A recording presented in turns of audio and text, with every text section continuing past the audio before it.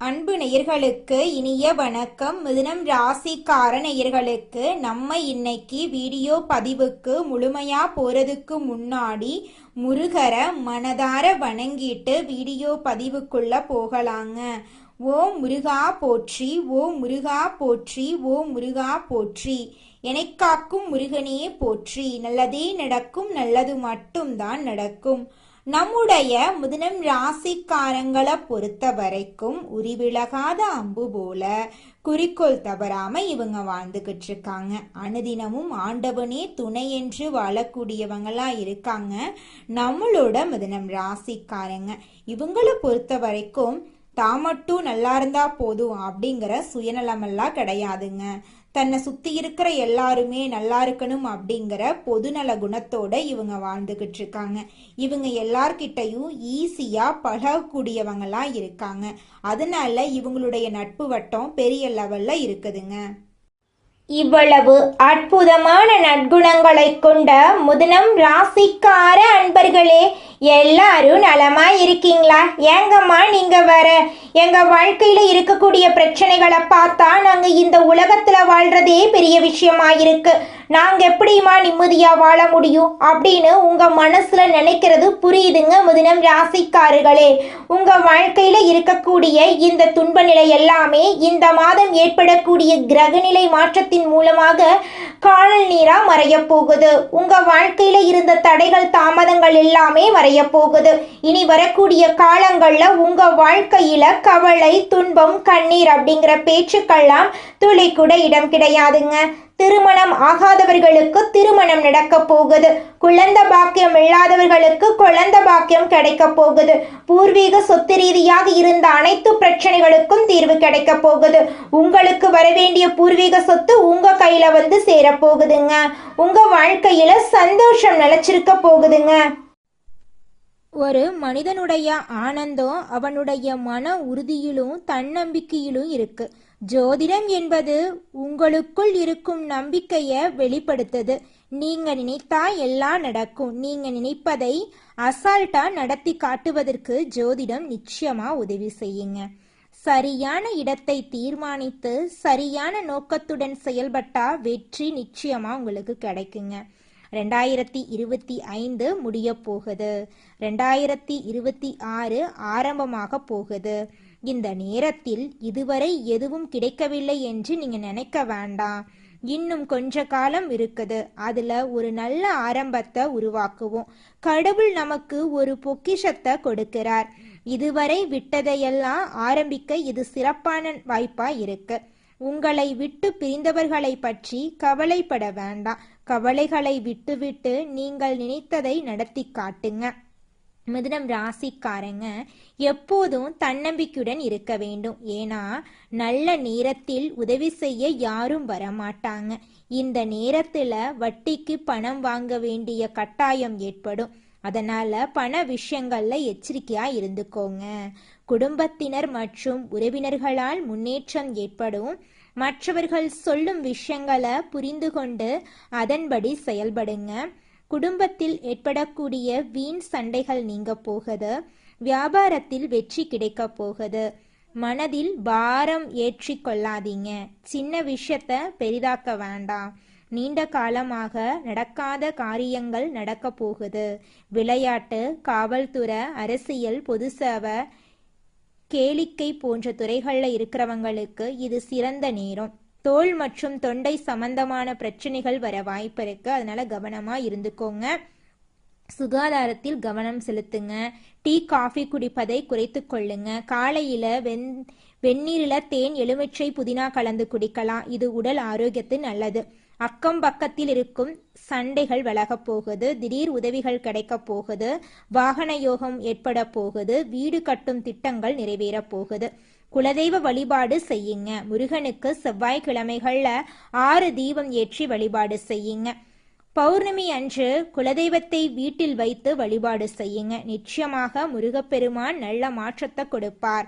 மிதுனம் ராசிக்கு சிறப்பான பலன்கள் கிடைக்கும். 2025 முடிவில் இருக்கிறோம். இந்த லாஸ்ட் மினிட்ல கனவுகள் நிறைவேற போகுது. பெரிய திட்டங்கள் போடாம அன்றன்னைக்கு என்னென்ன செய்ய வேண்டும் என்று திட்டமிடுங்க. வருமானத்திற்கான திட்டமாக இருக்கட்டும், வசதிக்கான திட்டமாக இருக்கட்டும், அன்றன்றைய திட்டங்களை போடுங்க. நிச்சயமாங்க நீங்க நினைக்கும் திட்டங்கள் வெற்றியடையுங்க. உங்களுடைய ஆசைகளும் கனவுகளும் நிச்சயமா நிறைவேறும். மழை காலத்தில் புயல்கள் உருவாக வாய்ப்பிருக்கு. தாழ்வான பகுதிகளில் இருப்பவர்கள் கவனமா இருந்துக்கோங்க. மழையில நனைய வேண்டாம். பயணங்களை பாதுகாப்பாக மேற்கொள்ளுங்க. அவசரப்படாம நிதானமா செயல்படுங்க. நாம் நல்லா இருக்கணும்னு கடவுள் ஆசைப்படுறாரு, கிரகங்கள் ஆசைப்படுது, நாமும் ஆசைப்படணும். மனசு சரியில்லை என்று தோன்றினா அந்த செயலை நிறுத்திடுங்க. மழையில் வேகமாக போக வேண்டாம். அதுதாங்க உங்களுக்கு ரொம்பவும் நல்லது. மிதுனம் ராசிக்காரர்களே, உங்களுக்கு இந்த கார்த்திகை மாதம் மிகவும் சிறப்பு வாய்ந்த மாதங்க. ஏன்னா சூரிய பகவான் காலச்சக்கரத்தின் 8ஆம் இடத்திலிருந்து அருள் பாலிக்கிறார். திருவண்ணாமலை தீபம் இந்த மாதத்தின் முக்கிய அம்சமாக இருக்கு. பரணி தீபம் வீட்டில் ஏற்றுவது முன்னோர்களின் ஆசிர்வாதத்தையும் குடும்பத்தில் மகிழ்ச்சி, செல்வம், லட்சுமி கடாட்சம் போன்றவற்றை தரும். திருவண்ணாமலை தீபத்தை தரிசிப்பது பெரிய புண்ணியம். இது முன்னோர்களின் சாப நிவர்த்தி, திருமணம், குழந்தை பாக்கியம் போன்ற வேண்டுதல்களை நிறைவேற்றும். மிதுனம் ராசிக்காரர்கள் எதையும் ஆழமாக யோசித்து தெளிவு பெறும் வரை விடமாட்டாங்க. அவர்கள் சமயோஜித புத்தியில் சிறந்தவங்க. அவர்களை யாராலும் வெல்ல முடியாது. அவர்கள் சிறந்த திட்டங்களை தீட்டுவாங்க. ஆனால் சில நேரங்களில் அதிகப்படியான யோசனைகளால் தவறுகள் நேரலாம். இருப்பினும் அவர்கள் தைரியம் மற்றும் தன்னம்பிக்கை உடையவங்க. இந்த ராசிக்காரங்க எதையும் சமாளிக்கும் திறமை பெற்றவங்க. எதிலும் நிரந்தரமில்லை என்பதை உணர்ந்து செயல்படுவாங்க. மிதுனம் ராசிக்கு கார்த்திகை மாதத்தில் வேசயோகம் கதவை தட்டுதுங்க. குரு பகவான் ராசிக்கு 2ஆம் இடத்திலும், கேது பகவான் 3ஆம் இடத்திலும், சுக்கிர பகவான் 4ஆம் இடத்திலும் ஆட்சி பெற்று இருக்கிறார். சூரியன் மற்றும் புதன் சேர்க்கையால் ஆதித்ய ராஜயோகம் உருவாகுது. சூரியனுக்கு 2ஆம் வீட்டில் சுக்கிரன் சஞ்சரிப்பதால் உங்கள் வாழ்க்கையில் நல்லது தாங்க நடக்கும். கெட்டதுங்கிற பேச்சுக்கு துளி கூட இடம் கிடையாதுங்க. சூரியனுக்கு 2ஆம் வீட்டில் சுக்கிரன் சஞ்சரிப்பதால் வேச யோகம் உருவாக்குது. இந்த யோகம் சரியான திட்டமிடல் மற்றும் வெற்றியை தரும். கார்த்திகை நட்சத்திரம் திருக்கார்த்திகையாக கொண்டாடப்படுகிறது. முருகப்பெருமானை வழிபடுவதால் முத்தான வாழ்க்கை உங்களுக்கு அமையுங்க. கார்த்திகை மாதம் முருகப்பெருமானுக்கு உரிய மாதங்க. ஒவ்வொரு செவ்வாய்க்கிழமையும் விரதமிருந்து ஓம் நமோ குமராய நமக என்ற மந்திரத்தை 108 முறை சொல்லணுங்க. வீட்டில் விநாயகர் மற்றும் குலதெய்வத்தை வழிபட்ட பிறகு முருகப்பெருமான் படத்துக்கு செவ்வரளி மாலை அணிவித்து திருநீர் போட்டு வணங்குனீங்கன்னா உங்கள் வாழ்க்கையில் இருக்கக்கூடிய அனைத்து பிரச்சனைகளும் காணாமல் போயிடும். உங்களுடைய தலை விதி மாறும். கார்த்திகை மாதம் மிதுனம் ராசிக்கு ஆரோக்கியம், தொழில், உறவு, ஆற்றல், அதிர்ஷ்டமெல்லாம் தரக்கூடிய மாதமாக இருக்கு. தைரியத்தால் செயல்கள் சிறப்பான வெற்றியை கொடுக்கும். சொந்த தொழில் செய்பவர்களுக்கு புதிய சிந்தனைகள் மூலம் லாபம் அதிகரிக்கும். நிதிநிலையில் முன்னேற்றம் ஏற்படும். கடன்கள் தீரும். வாழ்க்கை துணை நேர்மையாக நடப்பார்கள். ஆரோக்கியம் மேம்படும். குடும்பத்தில் மகிழ்ச்சி அதிகரிக்கும். மன நிம்மதி கிடைக்கும். முன்கோபத்தை குறைத்து கொள்ளணும். வியாபாரத்தில் முதலீடுகளை கவனமாக செய்யணும். மாணவர்கள் கல்வியில் முன்னேற்றம் அடைவார்கள். பெண்களுக்கு குடும்பத்தில் சந்தோஷம் அதிகரிக்கும். உங்களுடைய ஆசைகளும் கனவுகளும் நிறைவேறக்கூடிய மாதமாக உங்களுக்கு இந்த மாதம் அமைஞ்சிருக்குதுங்க.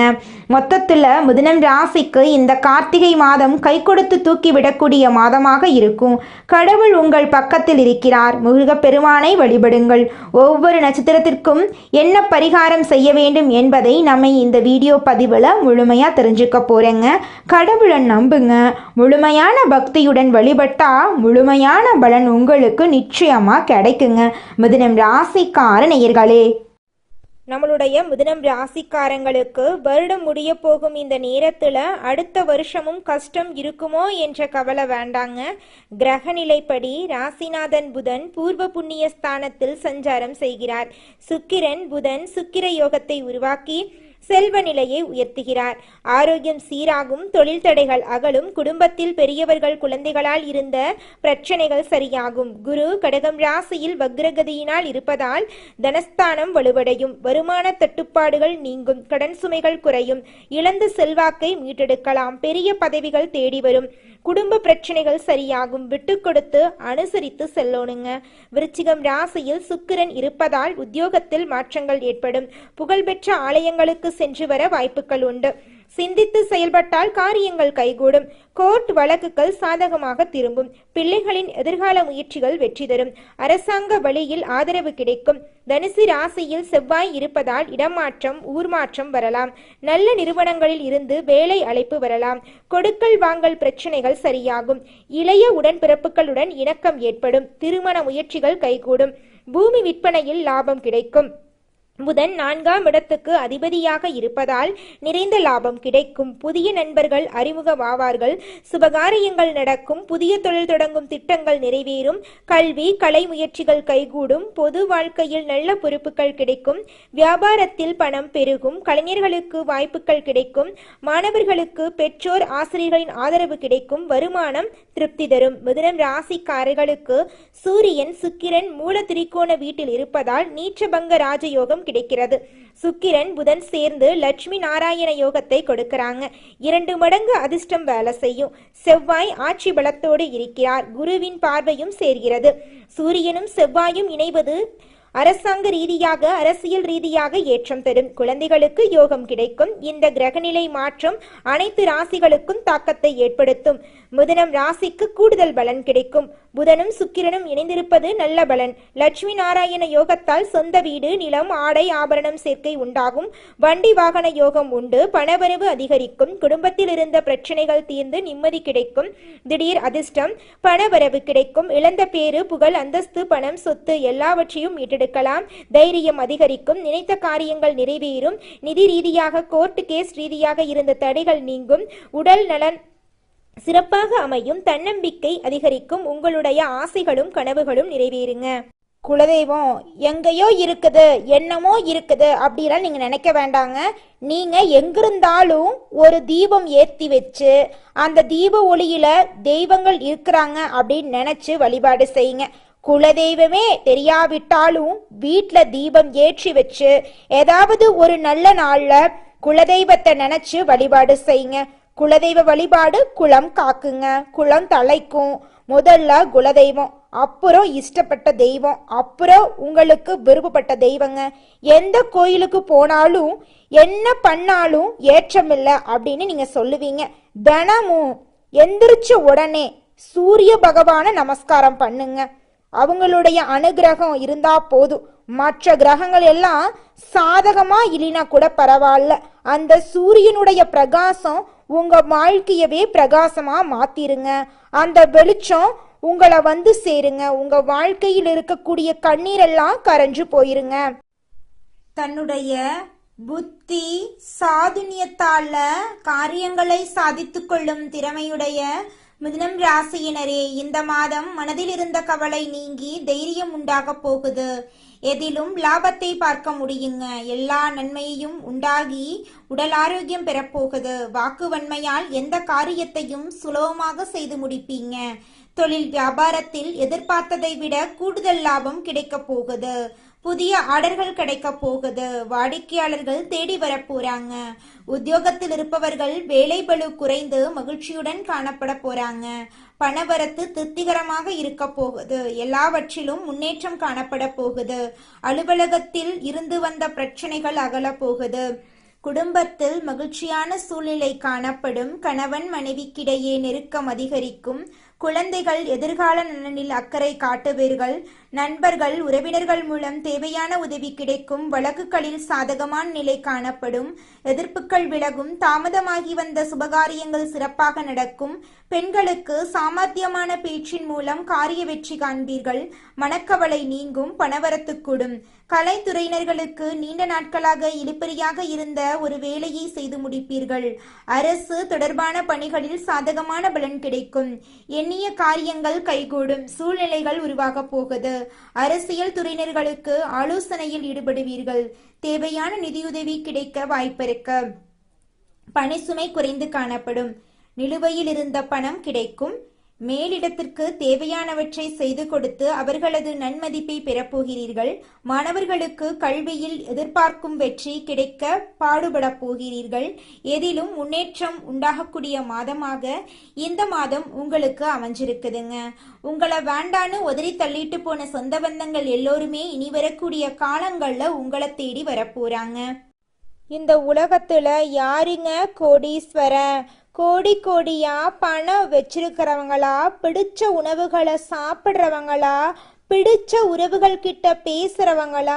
இதுல யாருமே கோடீஸ்வரன் கிடையாதுங்க. யார் ஒருத்தவங்க நோய் நொடி இல்லாம, மனக்கவலை இல்லாம நிம்மதியா தூங்குறாங்களோ அவங்க தாங்க இந்த உலகத்திலேயே சிறந்த கோடீஸ்வரன். அப்பேற்பட்ட கோடீஸ்வரன் ஆகக்கூடிய யோகம் உங்களுக்கு இந்த மாதம் அமைஞ்சிருக்குதுங்க.